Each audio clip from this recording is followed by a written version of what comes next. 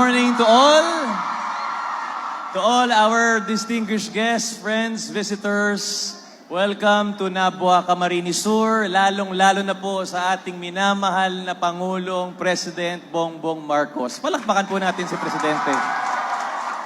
Welcome back, boss, to Camsur. Maraming salamat. Today, September 23, simultaneous po, iba't ibang parte, lugar sa Pilipinas, launching ng bagong Pilipinas Serbisyo Fair. Meron po sa Ilocos, sa Leyte, sa Davao, pero mahal na mahal po talaga ni PBBM ang Camsur. Dito po niyang pinili na pumunta at makasama po tayong lahat.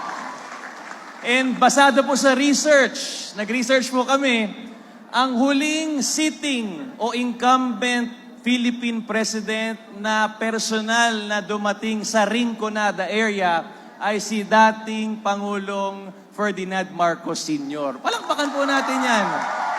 55 years ago. Kaya Mr. President, maraming salamat sa oras, sa panahon, at sa napakaraming tulong, asistensya, napakagandang programa na dinala po ninyo dito sa paraan po ng bagong Pilipinas Serbisyo Fair.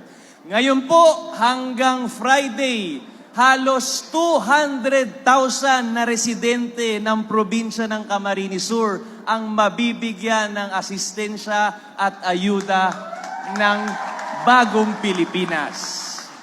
Nakita ko po yung listahan from renewal of passports to NBI, police clearance, to mga services ng CHED at DOT.